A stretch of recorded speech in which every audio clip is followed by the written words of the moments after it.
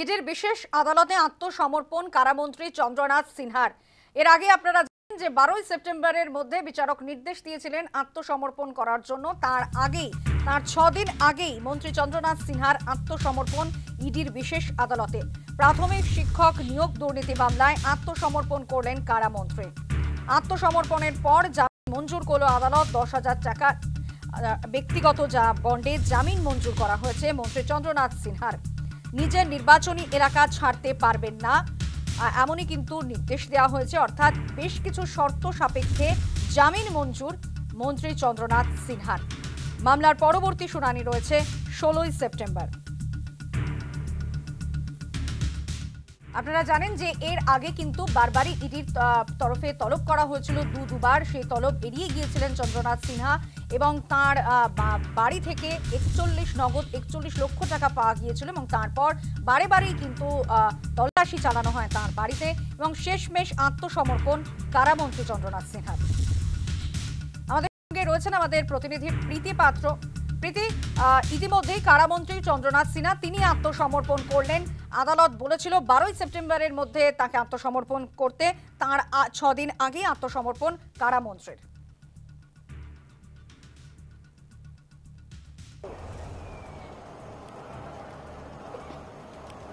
ইডির আদালতের পক্ষ থেকে নির্দেশ দেওয়া হয়েছিল 12ই সেপ্টেম্বরের মধ্যে কারামন্ত্রী চন্দ্রনাথ সিনহা তাকে আত্মসমর্পণ করতে হবে এবং সেই মতো দেখা যায় 12 সেপ্টেম্বরের আগেই অর্থাৎ 6ই সেপ্টেম্বর 6 দিন আগেই ইডির বিশেষ আদালত অর্থাৎ ব্যাংশাল কোর্টে এসে আত্মসমর্পণ করেন কারামন্ত্রী চন্দ্রনাথ সিনহা। আমি একবার ছবিটা দেখাবো। এই মুহূর্তে ব্যাংশাল আদালতের সামনে রয়েছে আমরা। কিছুক্ষণ আগেই কারামন্ত্রী তিনি আদালত কক্ষ থেকে তিনি বেরিয়ে যান এবং যাওয়ার সময় তিনি জানান যে বিচার ব্যবস্থার উপর আস্থা রয়েছে, আশা করি সঠিক বিচার পাবো, এমনটাই কিন্তু কারামন্ত্রী চন্দ্রনাথ সিনহা তিনি কিন্তু মন্তব্য করেন। এর আগেই কিন্তু প্রাথমিক নিয়োগ দুর্নীতি মামলায় পার্থ চট্টোপাধ্যায়ের পর কিন্তু প্রথম মন্ত্রী চন্দ্রনাথ সিনহা, যার বিরুদ্ধে কিন্তু আদালতে চার্জশিট পেশ করেছিলেন ইডি আধিকারিকরা এবং তারপরেই যেহেতু রাজ্যপালের প্রথমে অনুমতি ছিল না, সেক্ষেত্রে কিন্তু সেই সিটের কোন রকম পদক্ষেপ নেওয়া হয়নি এবং তারপরেই রাজ্যপালের পক্ষ থেকে অনুমতি দেওয়া হয় এবং তারপরে বিচার প্রক্রিয়া শুরু হয় এবং সেখানেই কিন্তু ইডির বিশেষ আদালতের পক্ষ থেকে নির্দেশ দেওয়া হয় 12ই সেপ্টেম্বরের মধ্যে কিন্তু মন্ত্রী চন্দ্রনাথ সিনহা তাকে কিন্তু আত্মসমর্পণ করতে হবে এবং সেই নির্দেশ মেনেই কিন্তু 6ই সেপ্টেম্বর তিনি আত্মসমর্পণ করেন। তবে ইতিমধ্যেই কিন্তু 10,000 টাকার ব্যক্তিগত বন্ডে তার জামিন মঞ্জুর করা হয়েছে এবং তার পাশাপাশি কিন্তু একাধিক শর্ত বেঁধে দেওয়া হয়েছে, যেখানে বলা হয়েছে নিজের বিধানসভা এলাকা ছাড়া কিন্তু মন্ত্রী তিনি বাইরে কোথাও যেতে পারবেন না এবং তার পাশাপাশি যারা এই প্রাথমিক নিয়োগ দুর্নীতি মামলায় সাক্ষী হিসেবে রয়েছেন তাদের কারোর সঙ্গে কিন্তু যোগাযোগ করতে পারবেন না মন্ত্রী, এমনটাই কিন্তু এদিনে আদালতে মন্তব্য করা হয় এবং শর্ত বেঁধে দেওয়া হয়।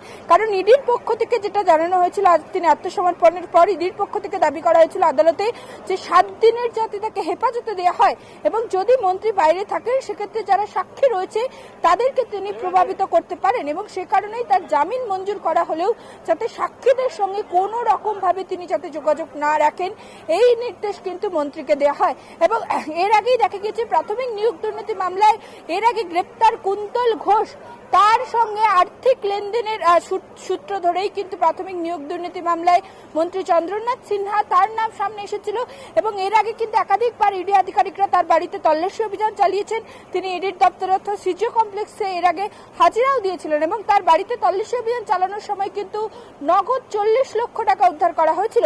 সেই টাকার উৎস কি তার এখনো পর্যন্ত কোনো সঠিক উত্তর মন্ত্রী দিতে পারেননি এবং তার পাশাপাশি 2016 সাল থেকে 2021 সালের মধ্যে কিন্তু তার ব্যাংক অ্যাকাউন্টে প্রায় 1.5 কোটি টাকা জমা পড়েছে। সেই টাকার উৎস কি সেই বিষয়েও কিন্তু এখনো পর্যন্ত কোনো সদুত্তর দিতে পারেননি মন্ত্রী এবং সেই কারণেই কিন্তু তার বিরুদ্ধে চার্জশিট পেশ করা হয়েছিল ইডির পক্ষ থেকে এবং বারবার তার বিরুদ্ধে তদন্ত শুরু করার তারা দাবি জানাচ্ছিল এবং তারপরে রাজ্যপালের নির্দেশ এবং সেই নির্দেশের পরেই কিন্তু 12 সেপ্টেম্বরের মধ্যে হাজিরার নির্দেশ দেওয়া হয়েছিল। সেই নির্দেশ মেনে 6ই সেপ্টেম্বর তিনি হাজিরা দেন এবং ইতিমধ্যেই তার 10,000 টাকার ব্যক্তিগত বন্ডে তার জামিন মঞ্জুর হলেও নিজের বিধানসভা এলাকা ছাড়া তিনি বাইরে যেতে পারবেন না এবং কোনোভাবেই কোনো সাক্ষীর সাথে তিনি যাতে যোগাযোগ রাখতে না পারেন সেই নির্দেশও কিন্তু ইতিমধ্যে আদালতের পক্ষ থেকে দেওয়া হয়েছে।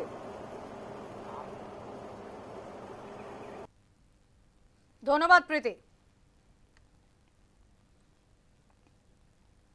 চন্দ্রনাথ সিনহা কি প্রতিক্রিয়া দিয়েছেন শোনাবো আপনাদের। একটা কথাই বলবো একটা কথাই বলবো, বিচার ব্যবস্থার প্রতি আমার আস্থা আছে, আশা করি সঠিক বিচার পাবো।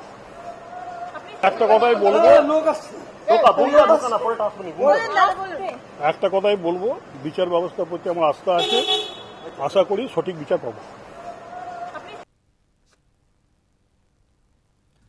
প্রাথমিক শিক্ষক নিয়োগ দুর্নীতি মামলা, কারামন্ত্রী চন্দ্রনাথ সিনহার আত্মসমর্পণ।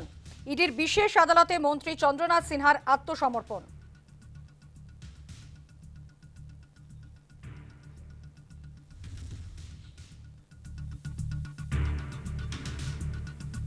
এদিকে চন্দ্রনাথ সিনহার আত্মসমর্পণ নিয়ে সুকৌশলে তিনি এই বিষয় এড়িয়ে গিয়েছেন অনুব্রত মণ্ডল। কি বলেছেন শোনাবো। তা তো শুনি নেই, ওনার তো বোধহয় বেল জামিন হয়েছে, ভালো ইডি বলেছে প্রভাবিত করছে সাক্ষীদের। সেটা বুঝছি, কি বলছে সেটা আমার ব্যাপার, ওনাকে জিজ্ঞেস করুন। অর্জুন সিং বিজেপি নেতা, তিনি কি প্রতিক্রিয়া দিয়েছেন শোনাবো। চন্দ্রনাথ সিনহার উপরে একটা মারাত্মক অভিযোগ আছে, দুর্নীতির সঙ্গে যুক্ত আছে, তার বাড়িতে টাকা পাওয়া গেছে। তা সত্ত্বেও তাকে চার্জশিটে নাম দেওয়ার পরে তাকে 10,000 টাকা, মাত্র 10,000 টাকা বন্ডের উপরে ছেড়ে দেওয়া হলো, পুরোপুরি ইনফ্লুয়েন্স করে। পুরোপুরি জুডিশিয়ারিকে মমতা ব্যানার্জি সরকার ইনফ্লুয়েন্স করছে ল সেক্রেটারির মাধ্যমে। এখন ইডিকে বা সিবিআইকে বা এনআইএ যে মামলাগুলো আছে, ইমিডিয়েট পশ্চিম বাংলা থেকে হস্তান্তর করতে হবে অন্য রাজ্যে।